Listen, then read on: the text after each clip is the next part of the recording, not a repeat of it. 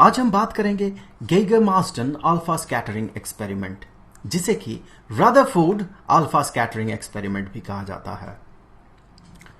इस एक्सपेरिमेंट का सिग्निफिकेंस ये है कि इसी एक्सपेरिमेंट का देन है कि ये जो एटॉमिक मॉडल है इसका कॉन्सेप्ट लोगों के सामने क्लियर हुआ, ज्यादा क्लियर हुआ। इसका सिग्निफिकेंस को समझने से पहले हमें यह समझना होगा कि उस दौरान और उससे पहले लोग क्या मानते थे कि एटम का स्ट्रक्चर कैसा है। तो लोग ये माना करते थे कि जो पॉजिटिव चार्ज है वो पूरा का पूरा स्पेस एक्वायर करके रखता है और इसी के चारों तरफ या इसी के ऊपर चिपका हुआ रहता है negatively charged particle. So negative charge जो है इसके ऊपर यहां से चिपका हुआ रहता है। इसे प्लम पुडिंग मॉडल भी कहा जाता है और चूंकि इसका जो कॉन्सेप्ट है पहली बार जे थॉमसन ने दिया था तो इसे थॉमसन मॉडल भी कहा जाता है। सो हम इसे plum pudding model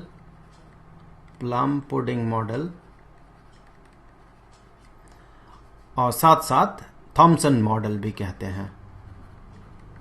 Thompson model, सो प्लम पुडिंग मॉडल। सो ये माना जाता था पहले, ये जो आप देख रहे हैं ये है नेगेटिव चार्ज। सो ये नेगेटिव चार्ज है और इस मॉडल के हिसाब से जो पॉजिटिव चार्ज है वो सारे स्पेस को अक्वायर कर रखा है। सो पॉजिटिव चार्ज जो है ये पूरा का पूरा स्पेस अक्वायर कर रखा है। सो ये था थॉमसन मॉडल जो कि उस दौरान लोग माना करते थे। लेकिन इस एक्सपेरिमेंट ने, रदरफोर्ड अल्फा स्कैटरिंग एक्सपेरिमेंट ने ये प्रूव कर दिया कि नहीं, एटम का मॉडल ऐसा नहीं है, कुछ और है। तो कुछ और क्या है इसे समझने से पहले चलिए देख लेते हैं कि ये एक्सपेरिमेंट क्या था और उस एक्सपेरिमेंट के आउटकम के हिसाब से कैसे हमने ये समझ लिया कि ऐसा मॉडल, थॉमसन मॉडल, एटम का नहीं हो सकता है। तो ये है उस एक्सपेरिमेंट का सेटअप। यहां पर आप जो ये देख रहे हैं ये एक कलेक्टर है और कुछ नहीं है। और यहां पर ये है सोर्स, अल्फा पार्टिकल का सोर्स है, मतलब कि कोई रेडियो एक्टिव एलिमेंट है अंदर। आगे यहां पर जो फेस हमें नहीं दिख रहा उस फेस में एक छेद है, उस छेद से अल्फा पार्टिकल बाहर की तरफ निकलेगा। और यहां पर देखिए एक छोटा सा स्लिट है, खाली जगह है, जहां से कि अल्फा पार्टिकल इस तरह से बाहर निकल जाएगा और पीछे जाके यहां पर इस शीट से टकराएगा। ये एक गोल्ड लिफ है, बहुत पतला गोल्ड लिफ है। तो मैं यहां लिख देता हूं कि यह है गोल्ड शीट, बहुत ही पतला गोल्ड शीट। ये कितना पतला है, इसका अगर थिकनेस आप देखें तो ये थिकनेस है बहुत कम, 2.1 इंटू 10⁻⁻⁷ इतना मीटर। 10⁻⁻³ मीटर जो है ये 1 मिलीमीटर होता है। तो आप अगर इसे मिलीमीटर में कन्वर्ट करें तो आप पाएंगे ये होगा 2.1 इंटू 10⁻⁻⁴ मिलीमीटर। तो समझने के लिए आप इसे ऐसे भी कह सकते हैं, ये है 21 इंटू 10⁻⁵। सो 21 डिवाइडेड बाय 1, 2, 3, 4, 5, 21/1,00,000 इतना मिलीमीटर। तो ये बहुत पतला शीट है। अब होता यह है कि इंसिडेंट करता है अल्फा पार्टिकल्स यहां पर इस शीट में और ये स्कैटर कर जाता है। उस स्कैटरिंग के रिजल्ट से ही हम बहुत कुछ समझ सकते हैं कि एटम का स्ट्रक्चर कैसा है। तो सबसे पहले तो देख लेते हैं रेडिएशन कैसे जाएगा। यहां से रेडिएशन इस तरह से फॉल करता है। ये अल्फा पार्टिकल्स हैं, ये सारे अल्फा पार्टिकल्स हैं, फास्ट मूविंग अल्फा पार्टिकल्स। उसका बीम है, अल्फा पार्टिकल बीम है। ये इंसिडेंट करता है और इंसिडेंट करने के बाद ये स्कैटर कर जाता है इस तरह से।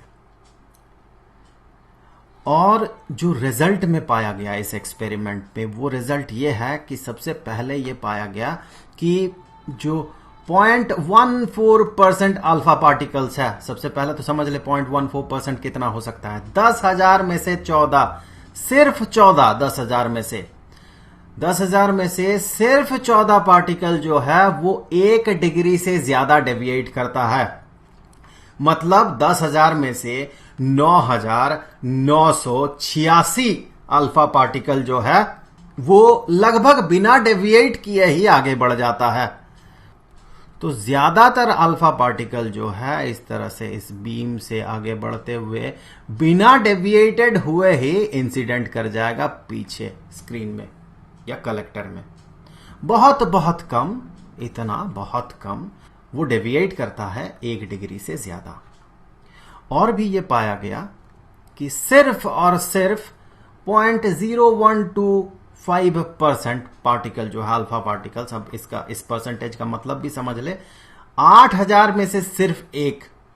सो इतना कम अल्फा पार्टिकल 90 डिग्री से ज्यादा डेविएट किया। इस फिगर में देखे एक वैसा दिखाया गया है पार्टिकल जो कि ये वाला है। तो मतलब क्या निकला इससे? मतलब यही निकला कि ज्यादातर जो अल्फा पार्टिकल्स हैं वो अनडेविएटेड आगे बढ़ गए। अगर ये प्लम पुडिंग मॉडल सही होता, अगर ये पॉजिटिव चार्ज जो है एक एटम के सारा स्पेस को एक्वायर कर रखता है, तो फिर सारे के सारे जितने भी अल्फा पार्टिकल यहां इंसिडेंट कर रहा है सारे के सारे रिबाउंड हो जाते। ऐसा नहीं हुआ, ज्यादातर पास कर गया। तो ज्यादातर जब पास कर गया इस गोल्ड शीट को, इसका मतलब ज्यादा से ज्यादा खाली जगह है एटम में। सो कंक्लूजन ये निकला कि एटम ज्यादातर खाली है और पॉजिटिव चार्ज जो है, पॉजिटिव चार्ज का जो रीजन है जिसे कि हम बाद में न्यूक्लियस कहने लगे, ये बहुत छोटा होगा। ऑब्वियसली बहुत छोटा होगा, इसीलिए तो ज्यादातर यहां से पास कर जा रहा। वरना न्यूक्लियस जो कि पॉजिटिवली चार्ज रीजन है वो अगर बड़ा होता, एटम जैसा उसका साइज होता जो कि प्लम पुडिंग मॉडल कह रहा है, तो फिर अल्फा पार्टिकल पास कैसे करता? उसे जगह कहां से मिलता पास करने का? उसे तो रिपेल कर देता, क्योंकि अल्फा पार्टिकल है क्या? अल्फा पार्टिकल है हीलियम का ही आयन, ये पॉजिटिवली चार्ज पार्टिकल है, तो ये तो रिपेल्ड हो जाता न्यूक्लियस से। तो ऐसा क्यों नहीं हुआ? ऐसा नहीं हुआ क्योंकि ज्यादातर एटम जो है वो खाली होता है और हमें आज पता भी है ये। सो ज्यादातर मास जो है वो कंसंट्रेटेड है एक छोटा सा पॉजिटिवली चार्ज्ड रीजन में, जिसे कि हम अभी कहते हैं न्यूक्लियस। और उन्होंने ये भी कंक्लूड किया था कि जो न्यूक्लियस है वो तो बीच में है ही, और इलेक्ट्रॉन्स जो है इसके चारों तरफ रिवॉल्व करता है। इलेक्ट्रॉन स्थिर नहीं हो सकता है, स्टैटिक नहीं हो सकता। इसके पीछे का रीजन ये है कि ये अगर ये रिवॉल्व नहीं कर रहा हो तो होगा ये कि ये जो पॉजिटिवली चार्ज्ड न्यूक्लियस है ये तो इसे अट्रैक्ट कर लेगा, और अट्रैक्ट कर लेगा तो ये जो इलेक्ट्रॉन्स है ये पॉजिटिव चार्ज के साथ सट जाएगा, और सट गया तो फिर ये प्लम पुडिंग मॉडल आ गया, जो कि नहीं हो सकता क्योंकि खाली जगह चाहिए होगा इन अल्फा पार्टिकल्स को इस गोल्ड शीट को पार करने के लिए। इसका मतलब कि इलेक्ट्रॉन्स जो है वो स्टैटिक नहीं है, वो चारों तरफ घूम रहे हैं इस न्यूक्लियस के। तो ये था रदरफोर्ड अल्फा स्कैटरिंग एक्सपेरिमेंट का आउटकम। आगे चल के हम ये देखेंगे कि ये जो मॉडल है, जिस मॉडल पे अभी हम बात कर रहे हैं, रदरफोर्ड मॉडल जिसे कहा जाता है, इसमें भी कुछ फ्लॉज हैं। ये सही तो है, गलत नहीं कहा जाता इसे, ये सही है, लेकिन ये कुछ हद तक सही है। इससे भी बेहतर मॉडल है बोर्स मॉडल, जो कि इसके ड्रॉबैक्स को ध्यान में रख के ही बनाया गया है। तो आगे के वीडियोस में हम बोर्स मॉडल में बात करेंगे और भी बहुत सारे मुद्दों पे बात करेंगे। तो इस वीडियो में इतना ही, मिलेंगे आपसे अगले वीडियो में, तब तक के लिए गुड बाय। इससे पहले हमने देखा था कि Rutherford alpha particle scattering experiment से रदरफोर्ड ने यह कंक्लूड किया था कि एटम ज्यादातर खाली होता है, एम्प्टी होता है, और बीच में इसका जो पॉजिटिव चार्ज है वो रिसाइड करता है बिल्कुल सेंटर में। इसका जो मैसिव पार्ट है और इसका सारा पॉजिटिव चार्ज रिसाइड करता है, और इलेक्ट्रॉन्स चारों तरफ ये घूमते रहता है, ये रिवॉल्व करता है एक एटम को, या फिर न्यूक्लियस को मुझे कहना चाहिए, सेंटर को, उस पॉजिटिवली चार्ज्ड सेंटर को। इस वीडियो में हम बात करेंगे इस एटॉमिक मॉडल के ड्रॉबैक पे। देखिए, अगर ये जो इलेक्ट्रॉन है, ये नेगेटिवली चार्ज पार्टिकल इलेक्ट्रॉन जो है, ये अगर रिवॉल्व करेगा, अगर कांस्टेंट स्पीड से भी रिवॉल्व करे तो भी इसका वेलोसिटी जो है वो चेंज करेगा। मान ले इसका कांस्टेंट स्पीड x है, तो अभी इस पॉइंट ऑफ टाइम में ये इस डायरेक्शन में x के स्पीड से प्रोपगेट कर रहा है या आगे बढ़ रहा है।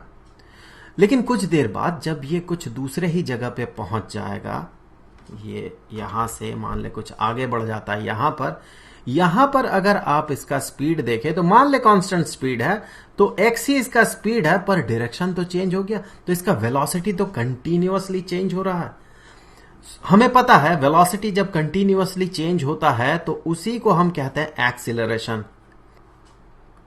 और हमें यह भी पता है कि कोई भी चार्ज्ड पार्टिकल अगर ये एक्सीलरेशन में रहता है तो हम कह सकते हैं कि वो रेडिएट करता है इलेक्ट्रोमैग्नेटिक वेव। और हमें पता है कि इलेक्ट्रोमैग्नेटिक वेव में एनर्जी रहता है, कुछ ना कुछ एनर्जी रहता है। इसका मतलब अगर कॉन्स्टेंटली ये इलेक्ट्रोमैग्नेटिक वेव रेडिएट करे, ये चार्ज पार्टिकल, ये इलेक्ट्रॉन, चूंकि ये हमेशा घूम रहा है और हमेशा घूमने का मतलब है हमेशा ये एक्सेलरेटेड है, तो ये हमेशा इलेक्ट्रोमैग्नेटिक वेव रेडिएट करेगा। इसका मतलब हमेशा ये एनर्जी जो है ये लूज करेगा। तो एनर्जी जब ये लूज करेगा तो इसका जो ऑर्बिट है ये छोटा होते जाएगा, और ये ऑर्बिट छोटा होते हुए एक समय ऐसा आएगा जब इसका एनर्जी बहुत घट जाएगा और ये जाके न्यूक्लियस में समा जाएगा। तो जब ये न्यूक्लियस में समा जाएगा तो इसका जो साइज होगा, एटॉमिक साइज होगा, वो तो न्यूक्लियस के साइज का हो जाएगा। तो फिर जो रदरफोर्ड अल्फा स्कैटरिंग एक्सपेरिमेंट से हमें आउटकम मिला वो तो फिर गलत हो गया, ऐसा नहीं हो सकता है। तो चूंकि इलेक्ट्रॉन अपना एनर्जी को लूज नहीं कर सकता है इस तरह से कंटिन्यूअसली रिवॉल्व करने के कारण, तो ये जो मॉडल है, इस मॉडल में कहीं ना कहीं कुछ ड्रॉबैक है। और इसी ड्रॉबैक को ओवरकम करते हुए नया एटॉमिक मॉडल लाया गया, और इसे लाया बोर ने, जिसे कि बोर एटॉमिक मॉडल कहा जाता है। इस एटॉमिक मॉडल पे हम आगे के वीडियोस में बात करेंगे। तो फिलहाल इस वीडियो में इतना ही, मिलेंगे आपसे अगले वीडियो में, तब तक के लिए गुड बाय।